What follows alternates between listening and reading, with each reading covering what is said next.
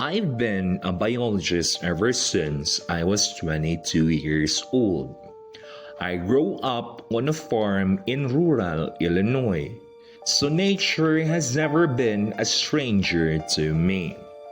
Playing in the woods was how I entertained myself growing up.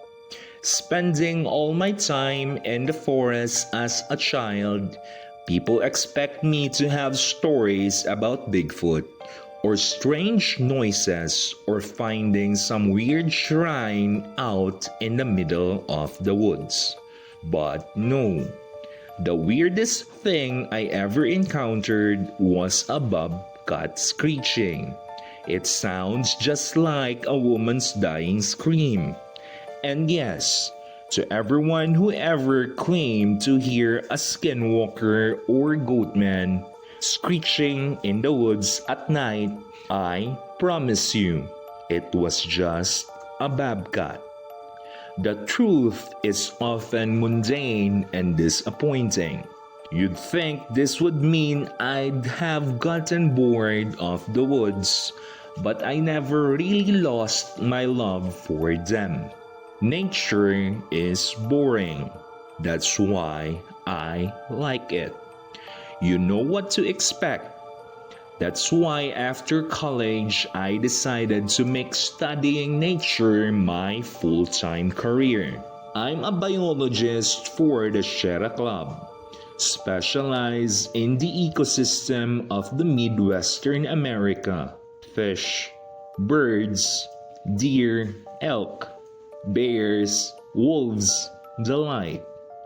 I've spent weeks in fire towers, cabins, campsites, always miles away from quote-unquote civilization.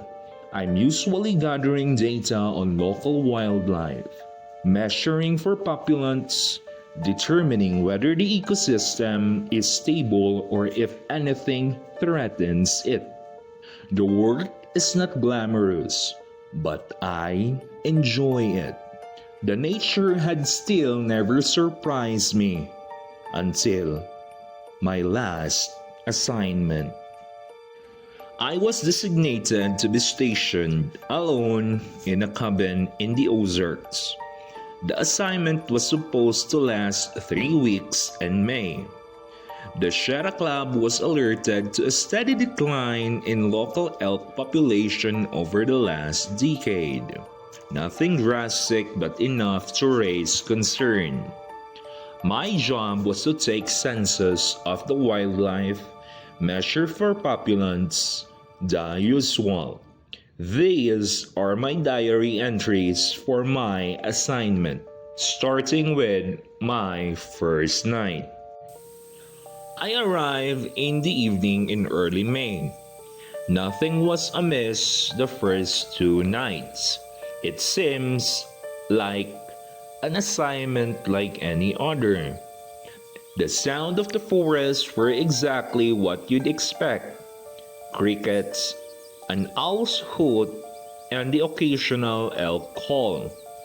I was sent here in May because that's their mating season. The elk are out and about looking for their dates, and that makes them easy to count. Elk mating is pretty straightforward.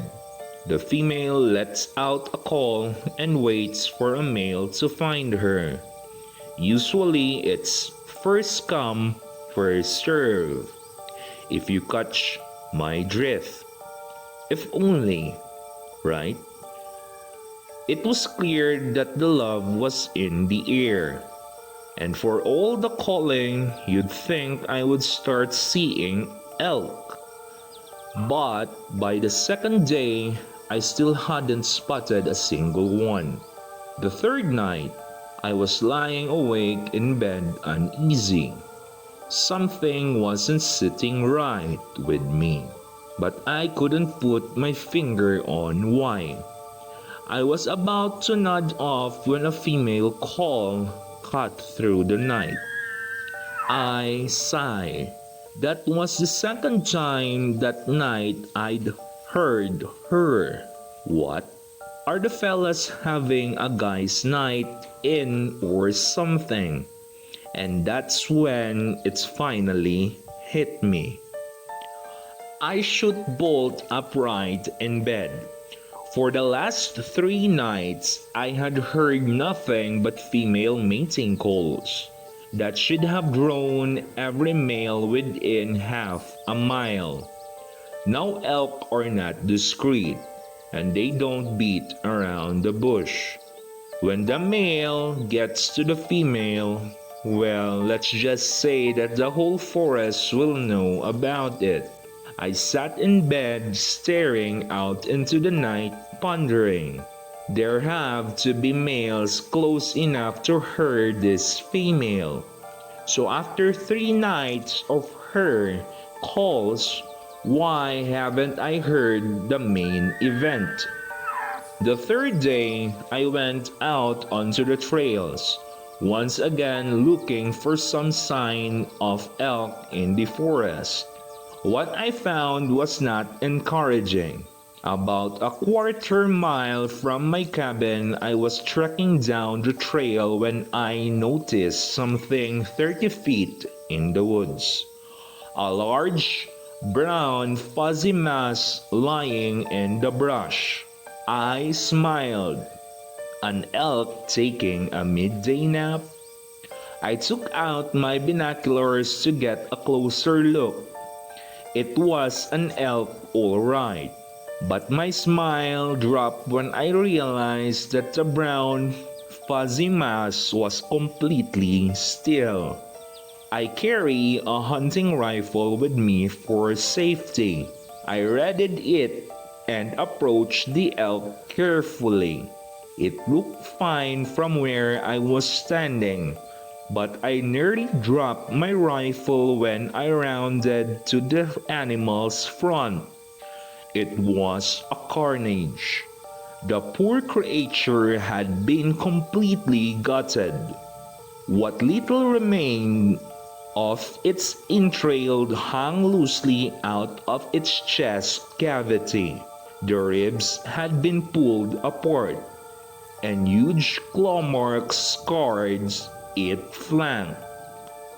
Its head was barely connected to its body by a few weak strands of flesh.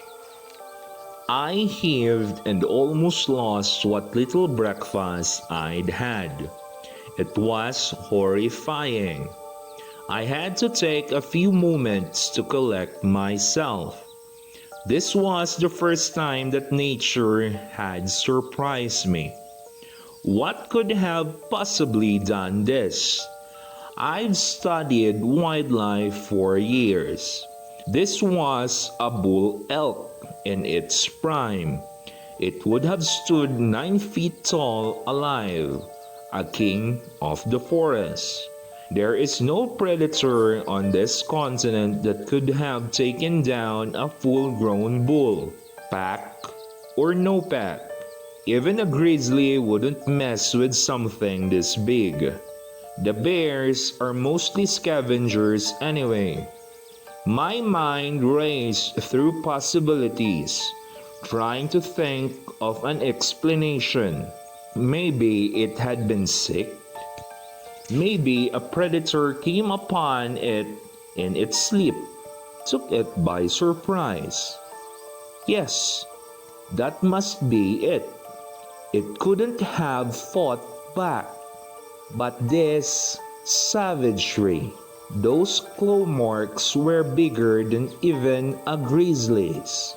And its ribs, no, quadruple could have exerted leverage on the ribs to split them like that.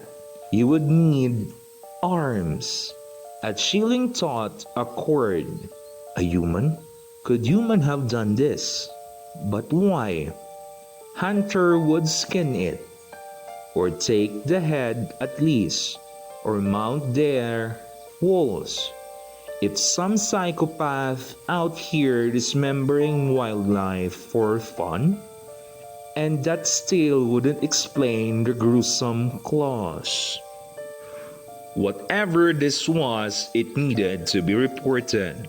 I was sent here to investigate the elk population declining, and this had to be related. I fished out my camera to take photos, having to document the horror from every angle was heart-wrenching. The look in its eyes, this elk had been terrified when it died. I went to take one last shot. Just as the shutter clicked, my ears registered something. A sound from behind me that my camera had nearly drowned out. I whipped around. I had barely heard it, but it was there. A twig snapping. My camera hung from my neck and my rifle from my shoulder. I dropped the one to snatch up the other. Idiot, I thought to myself as I pointed the rifle towards the sound. I had been so shaken by the sight of the body I had completely overlooked one important fact. The kill was fresh. This corpse hadn't even begun to decay. The elk had been dead no more than half a day, and that means whatever killed it may still be nearby. With my rifle trained on the spot, I backed away towards the trail. My hike back to the cabin was the only time in my life I felt scared of the forest. Trees surrounding me on all sides, no visibility. I jumped at the slightest sound, never lowering my rifle, never going more than 5 seconds without looking behind me. I felt like prey, never knowing where the danger would come from or when. I didn't relax until my cabin door was closed and locked behind me. I spent the rest of my day inside the cabin shaken. I readied the photos and sent them to my supervisors. They would take a day or two to respond. Until then, my plans was to investigate during the day and with my rifle ready. That night was my last night at the cabin. I was getting ready for bed when I heard a female elk call again. The first one that I'd heard that day. And close. Very close. Wildlife don't like buildings. They smell of fire and metal and gasoline. All unnatural to them, they steer away. What was this elk doing so close to my cabin? I peered out my window into the dark of the forest. No sign of her. She must have been beyond the tree line. I grabbed my rifle. Of course, I wasn't going to shoot the elk, but I might send a few shots into the air to scare her off. It would be nice to know the elk are breathing normally, but I could do without front row seats. I unlocked my cabin and took a step out onto my porch, rifle in hand. My eyes scanned the tree line, looking for the female. That's when a pair of antlers struck out from behind a tree. An elk's head followed them and turned peer right out at me. But this was a buck, probably attracted by the female's call. This was promising, but all the more reason to scare them away. I raised my rifle to the sky and prepared to fire. That was when the elk flew in the air. or its head did. The buck's head sailed in an arc towards me and landed feet away from my door. I stood there in shock, trying to process what had just happened. Something, or someone had been holding the head and had just thrown it. I nearly pissed myself in fear. I pointed my rifle at the tree where the buck's head had appeared. The light from the cabin barely reached. Were my eyes playing tricks on me? Had I just seen claws retreated around the trunk? I was frozen. I needed to reach behind me to open the door and get back inside. But I was too scared to turn my back on the forest or even take a hand off my rifle. After a few seconds, I finally gathered up the nerve to brace the rifle against my shoulder, my fingers still on the trigger. I groped behind me until my left hand found the doorknob, never taking my eyes off the tree. Thank God the door had not locked behind me. With my left hand, I turned the knob and pushed open the door, then drew it back to my rifle. I backed away quickly into the cabin, slamming the door and locking it. I hurried to the windows, drawing all the blinds and making sure each was locked, never letting my rifle out of arm's reach. The terror I felt as I approached each window, never knowing if there would be someone or something on the other side of the glass staring back at me. There hadn't been, which was almost unnerving. I rushed to the satellite phone to call the sheriff's office at the base of the mountain. The relief I felt when they picked up. "You need to get up here," I pleaded. "Who is this?" It was the sheriff's deputy on the other side. I'd met him and the sheriff before beginning my stay at the cabin. "It's me. I'm the guy stationed up at the cabin on the mountain." "Oh, sorry about that. What's the problem?" "There's someone up here screwing with me. Get up here now." "Whoa, slow down. You mean like kids or something?" "No, it's not kids. Someone's up here just threw a decapitated elk head at my cabin." In my panic, I'd somehow kept an awareness to use the phrase someone instead of something. I didn't want this guy to think I was drunk or crazy. I just needed him to get up here. Well, what did they look like? How many were there? Did they have guns? "No, I don't have any idea. They killed an elk, cut the head off and threw it at my cabin. Just get the hell up here." "Oh, okay. Lock yourself in. We're on our way." "Man, please, stay on the line. I'm scared here."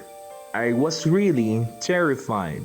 I wanted someone to stay on the phone with me, even if it couldn't help me.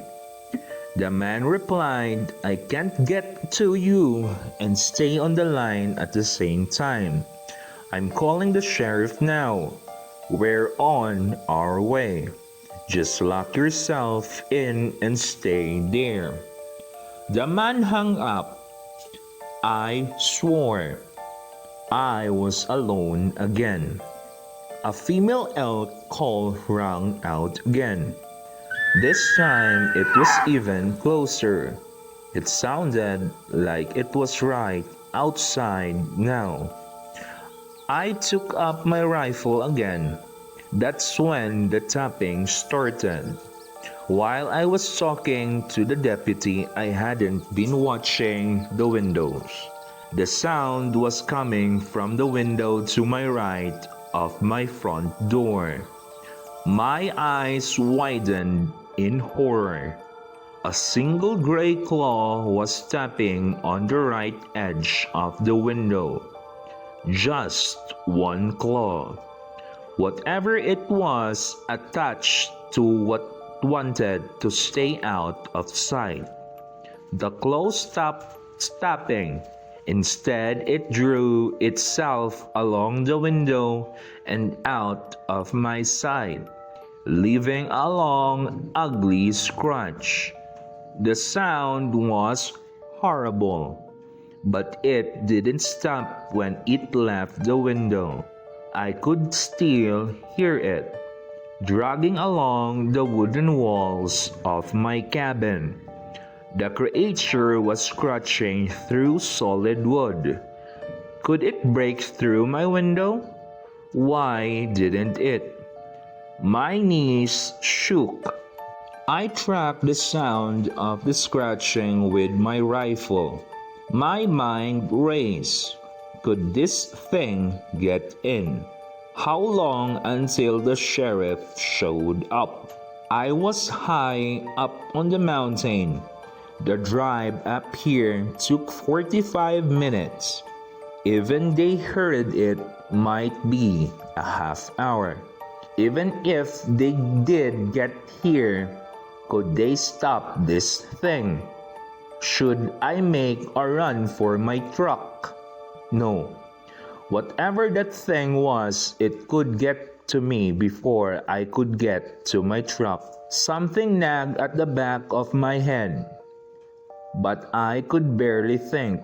The scratching was louder and louder.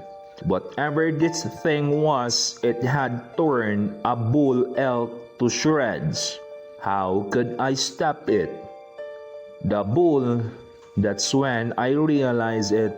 The head, it was the same head as the bulls I seen earlier. It had the same scar down its right cheek. This thing was taunting me. It must have been there when I found the dead elk. It had been watching me, and now it had thrown the head at me. Was it telling me to go away, to get out of its territory? I gasped with my mind racing. I hadn't noticed that the scratching stopped. Where was that thing? My eyes darted from the window to window. No sign of it. Until the loud thud above me. It's on the roof, I thought. Its footsteps echoed through my cabin. Between each step came a rhythmic tap. No doubt from its claw. Was it testing for weaknesses? Was it merely toying with me? It had only been a few minutes since I called the sheriff's office. I was still far from safety.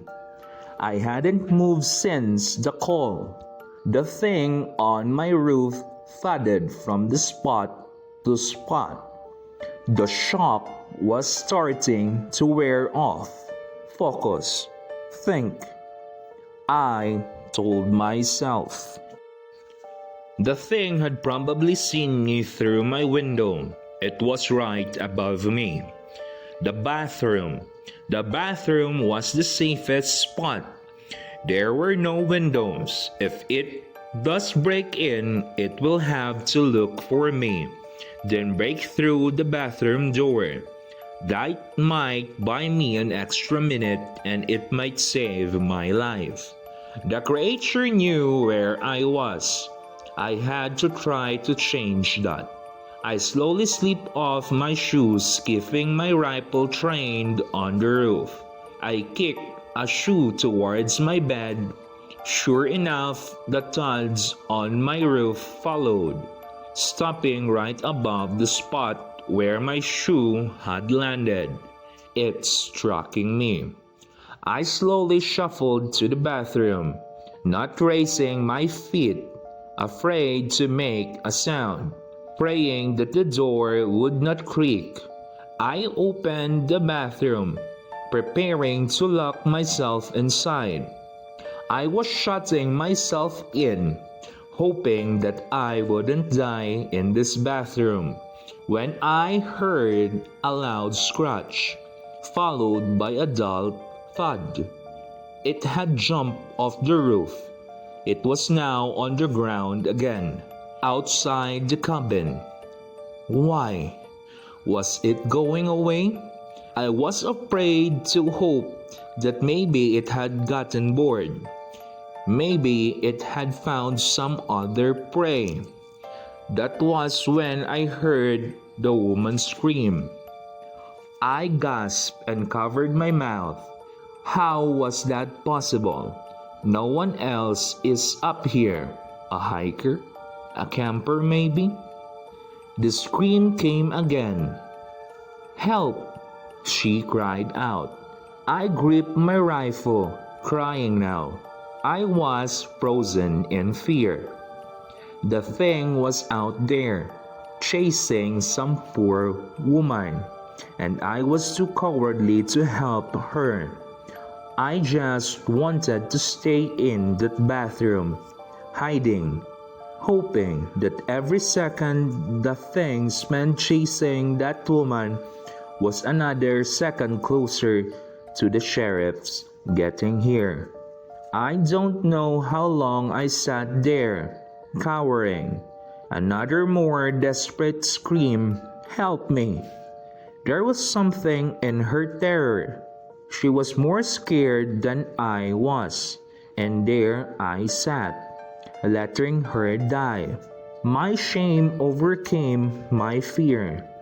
I gripped my rifle tighter and left the bathroom. I marched to the door, ready to face whatever this creature was. Maybe I could distract it, buy time for her to get away.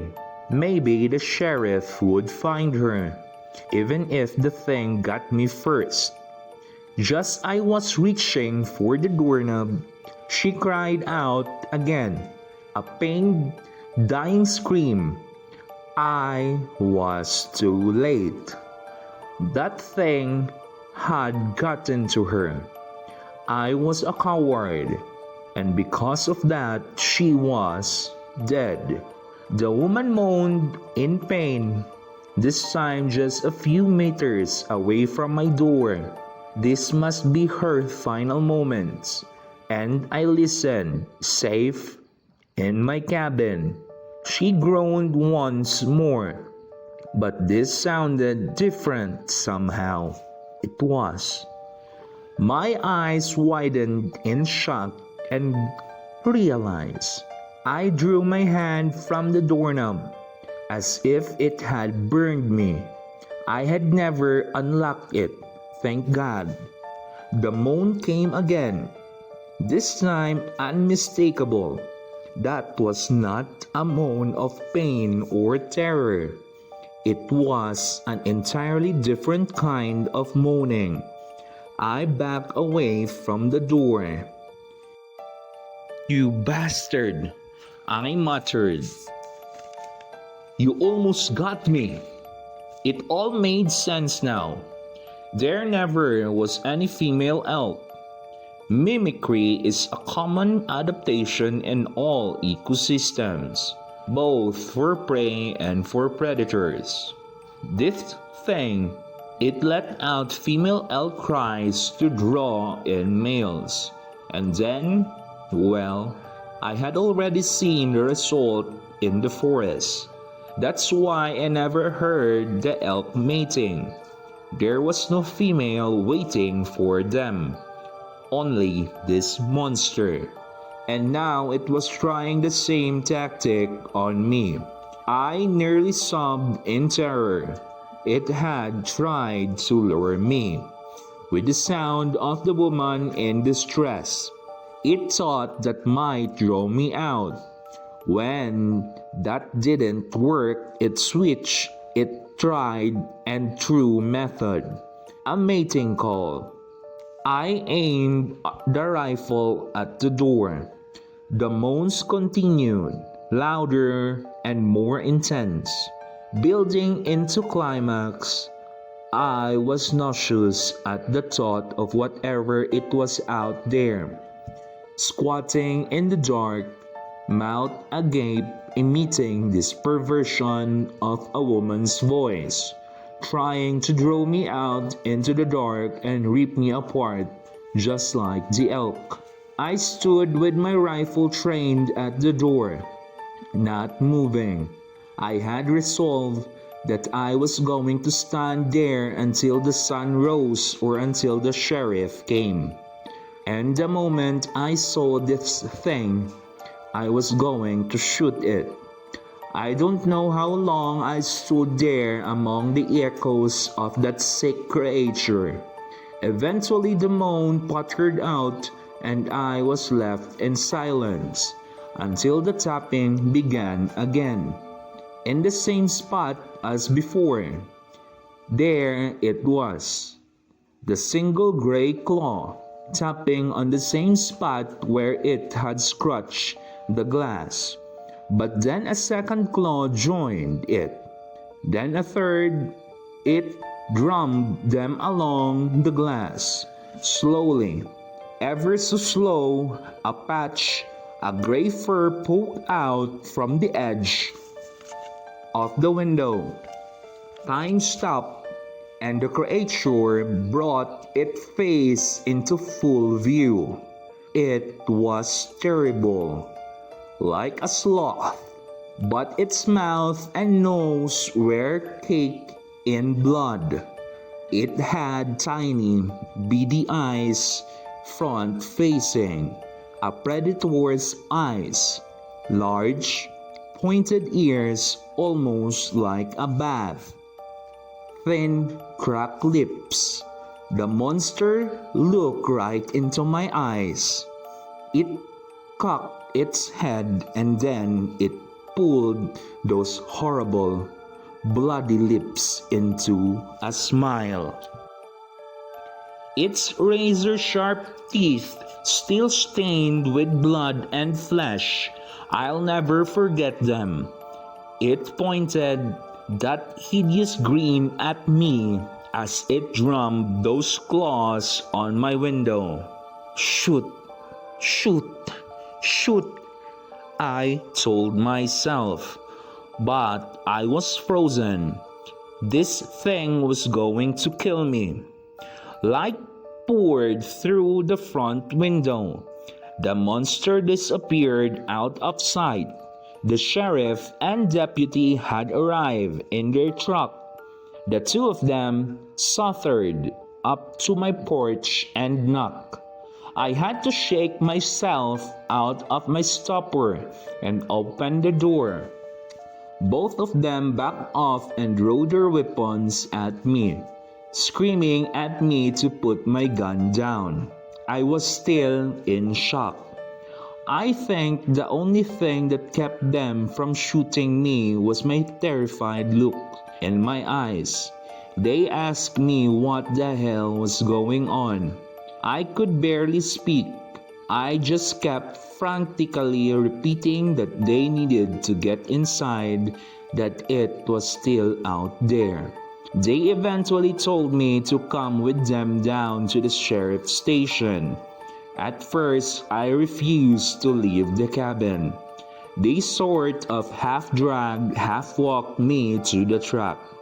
They said I was like an owl the whole ride down, my head on the swivel, always scanning the tree line for, quote-unquote, it. I must have fallen asleep after I got to the station. I woke up the next morning in a cell. I was confused and disoriented.